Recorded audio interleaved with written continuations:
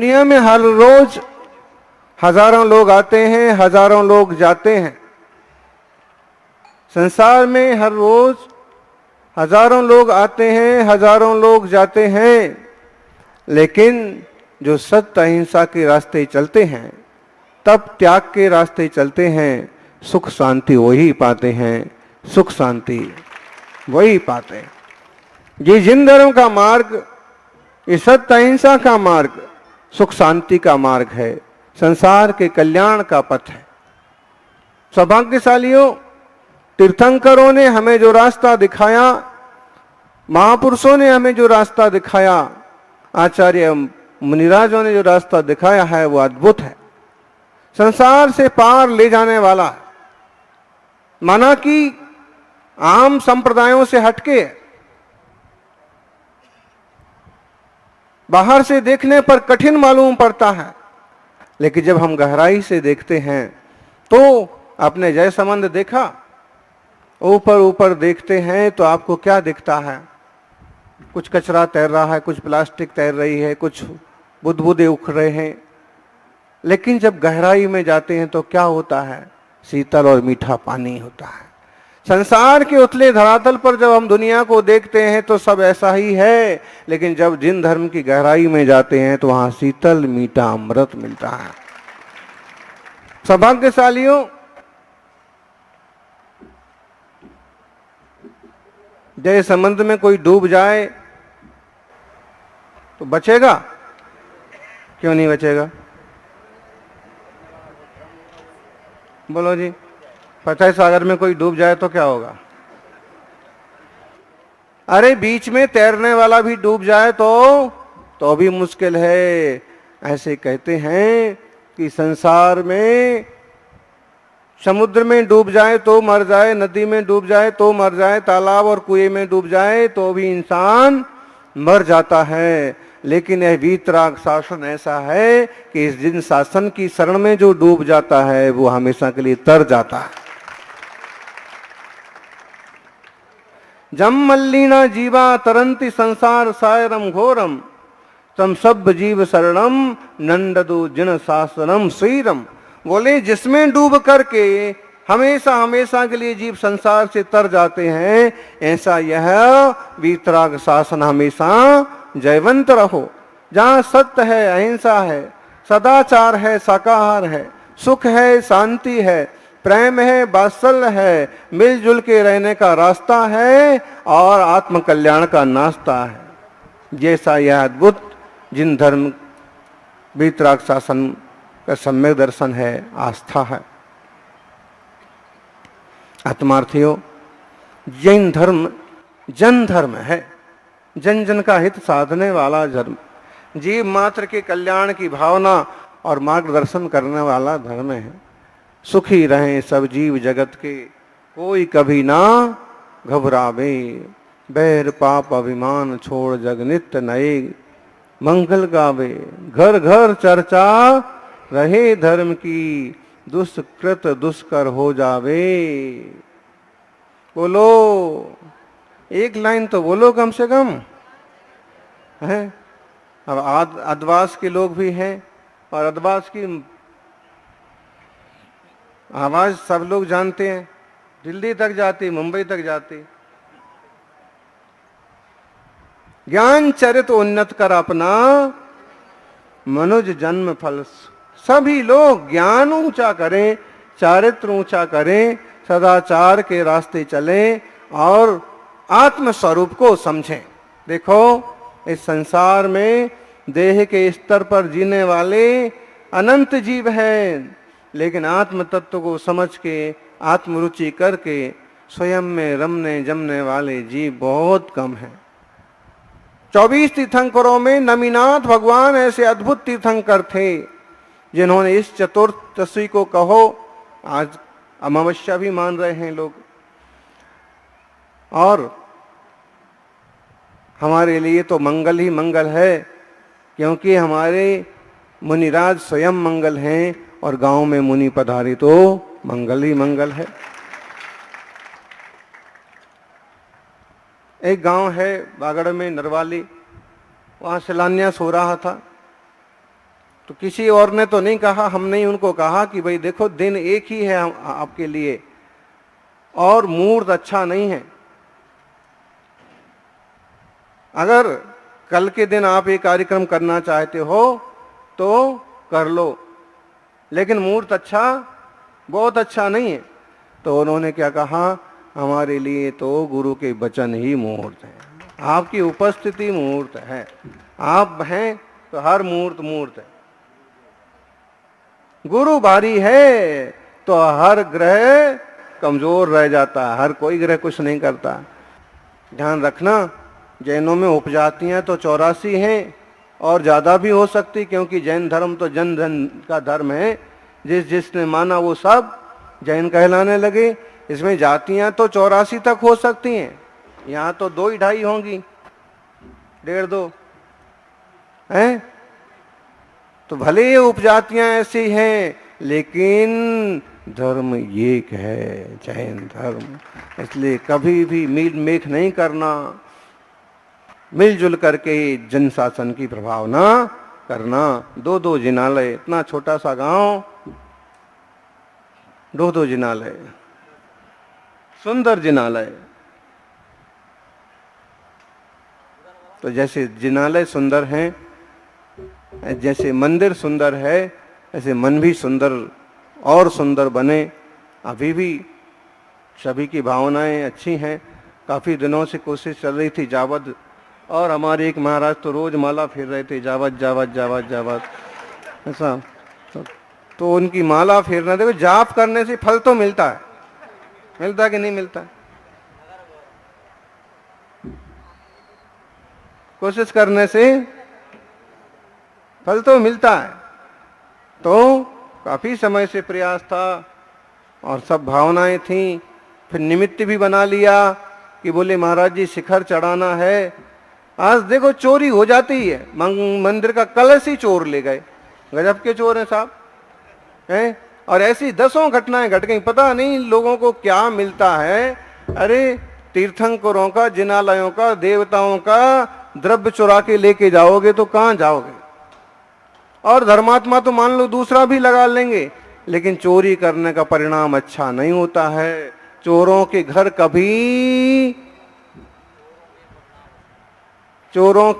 कभी सोने के कलशों से मड़े हुए नहीं होते हैं। उन चोरों के पुर ना बसे हैं। चोर जो है चोरी कहलाता है, कितने अमीर हो जाए, ओ नेता मीता बन जाए, विधायक बन जाए, मंत्री बन जाए, तो अभी आम जनता क्या बोलती है? चोर है। डामर चोरी करता था, गिट्टी चोरी करता था, पानी चोरी करता था, हैं। खनन माफिया है, ये तो जमीन माफिया है, चोर है नंबर 1 का, बदमाश। बोलते कि नहीं? हाँ, गरीब से गरीब आदमी हो, खेती करने वाला, वो ईमानदारी से अपने यहाँ बोरी भर अन्न उगाता है, खाता है, और इतने बड़े मंत्री को चोर बताता है। क्यों? क्योंकि वो ईमानदार है। गरीब है तो क्या हुआ? वो कहता है ये आदमी चोर है। सांसद बन गया, क्या बन गया, इससे क्या फर्क पड़ता, चोर तो। इसलिए श्रावकों, व्यापार करो, लेकिन व्यापार में भी ऐसा काम मत ना करो कि लोग आपको उंगली उठाएं। ऐसी मिलावट मत करो कि कोई नुकसान में पड़ जाए। 2 पैसे कमाओ, उसकी मनाही नहीं है, लेकिन जिससे जनता का नुकसान हो, स्वास्थ्य का नुकसान हो, आपके माथे कलंक लगने लग जाए, ऐसा काम नहीं करना।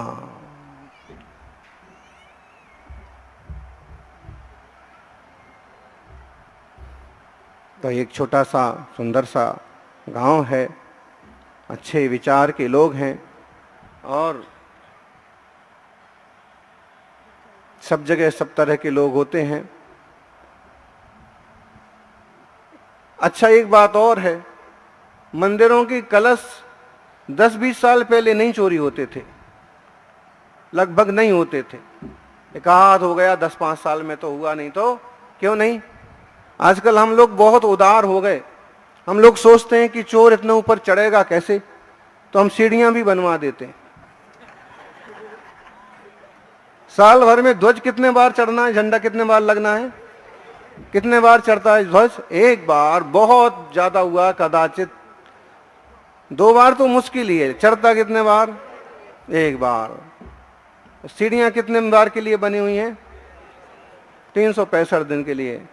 हाँ, तो चोर लोग भी सोचते हैं कि यार इतनी बड़ी व्यवस्था ये सामने से करके दे रहे हैं, और फिर भी अपन ना चोरी करेंगे तो कितना बड़ा अन्याय होगा समाज के साथ, है कि नहीं? उनको भी फिर आखिर में दया करके उनको चोरी करना पड़ता।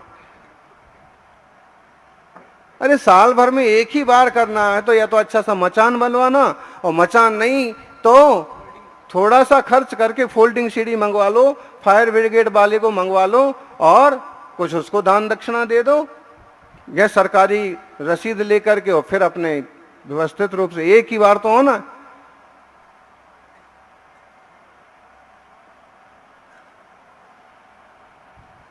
तो अभी एक बहुत शौक हो गया, बस शिखर बनता है और उस पर सीढ़ियां सबसे पहले वो स्टील वाले, उनके यहां तो बनी, उनके यहां तो बनी, हमारे यहां ही बनना चाहिए। हैं? इतने बेवकूफ लोग हैं कि वो देखा देखी करते हैं, नकल करते हैं। अभी क्या हुआ है, एक प्रसंग याद आया। ए महाराज जो आपके बैठे जावद नरेश, तो इनको कहा कि ये बात तुमने पहले क्यों नहीं बताई कि रास्ता लंबा है? तो बोले कि मैं तो बीच में चुप रह गया, मैं तो नहीं बोला। क्यों नहीं बोले? बताना था ना रास्ता लंबा है। नहीं, मैं सोचा कि आप डांटोगे इसलिए मैंने नहीं बताया। जय हो। ये कहाँ के हैं? कितने प्यारे लोग हैं जावत के, हैं? और लंबा हो जाए, रास्ता हो जाए, लेकिन मैं बीच में नहीं बोलूंगा। ये इनको सुनकर के हमको छोटी सी घटना संघ में बनी थी वो याद आ गई। उदयपुर में संघ था एक, जो पता होगा इन 2-4 लोगों को। उदयपुर में संघ था, गुरुदेव विराजे थे 2002-3। तो क्या हुआ कि मैनाबाई जी थी, और कोई सेवक आता कि भाई संघ की सेवा में हमारी तरफ से आप कुछ द्रव्य ले लो, देते ना, कोई धन ऐसे दे गया, कोई समझ लो अभिषेक के लिए कलश दे गया, तो बाई जी के पास रहता था। उस कमरे में आचार्य महाराज, बाद हमारा, उसके बाद एक मुनि संघ का, एक बाद खाली, उसके बाद बाई जी का एक रूम था।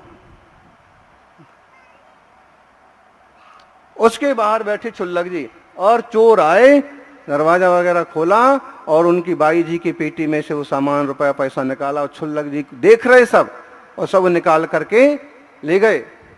बाई जी जैसे आई और उन्होंने देखा कि मेरे तो इसमें से कलश चला गया, पैसा चला गया, तो बाई जी तो बाई जी होती हैं। महाराज जी को कहा, समाज को कहा।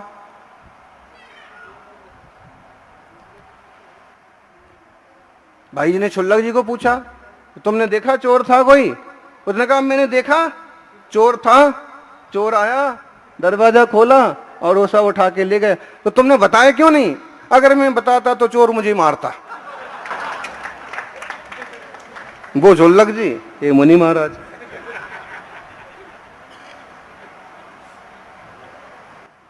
अरे भोले, बहुत भोले मत बनो, भोले बनो, सरल बनो, अच्छे बनो, लेकिन समझदार भी बनो। कहाँ क्या जरूरी है?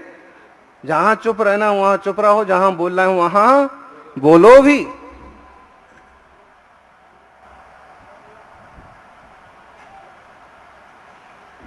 तो वैसे आपके महाराज तपस्या भी बहुत करते हैं।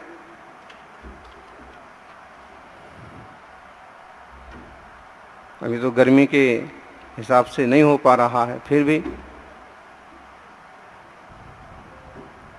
आप लोग भी थोड़ा थोड़ा तप त्याग बढ़ाएं, सरलता के साथ साथ निर्भयता भी रखें। आज नमीनाथ भगवान का एक मंगलमय मोक्ष कल्याणक समय शिखर के दूसरे ही टोक से, कौन सा है उनका टोक का नाम क्या है? कुंतुनाथ भगवान के बाद जो टोक है वो नमीनाथ भगवान का है। ज्ञानधरकूट के बाद मित्रधरकूट। आप लोगों को नहीं मालूम?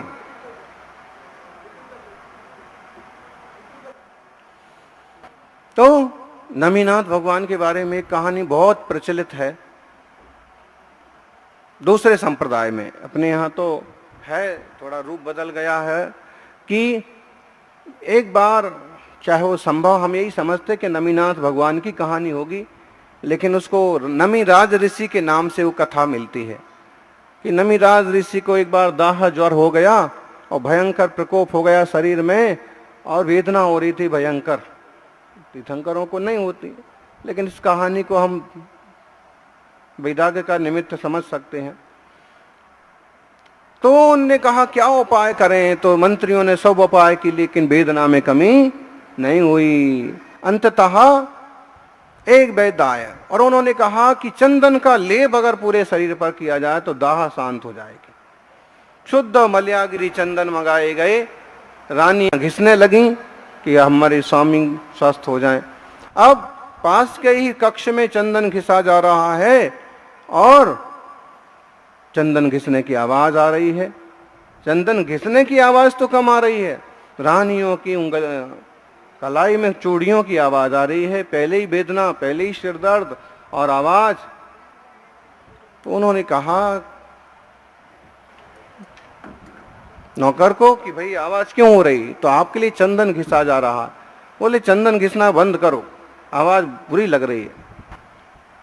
तो समझदार था, उसने जाकर महारानियों से कहा कि बड़ी आवाज आ रही। महारानी बुद्धिमान थी, उन्होंने अपने सारे कंगन निकाल दिए, सिर्फ एक रखा। सबने अपने हाथ में एक एक कंगन रखा और चंदन घिसना चालू रखा। फिर नौकर आया वापिस। नमी दास ने पूछा क्यों भाई चंदन घिसना बंद हो गया? उन्होंने कहा चंदन तो घिसा जा रहा, तो आवाज क्यों नहीं आ रही? उन्होंने कहा अभी महारानी बताएंगी। और जैसे ही महारानी वो लेके आई चंदन, लेप किया, राजा ने पूछा तो उन्होंने कहा देखो महाराज, पूरे हाथ में एक ही कंगन है। जब कंगन अकेला हाथ में रहता है तो फिर ज्यादा शोर शराबा नहीं होता। कहते हैं नमी राज ऋषि को भेद विज्ञान हो गया कि जितना ज्यादा संग होता है, जितने ज्यादा परिचय होते हैं, जितने ज्यादा लोगों से जुड़ा होता है, उतना ज्यादा चैचे पे झंझट होता है। अकेले आत्मा का ध्यान किया जाए तो सुख ही सुख होता है, शांति शांति होती है। कहते हैं नमी राज ऋषि को वैराग हो गया, वो एकत्र भगवान आत्मा का ध्यान करने के लिए जंगल के रास्ते चले गए, तपस्या करने लगे।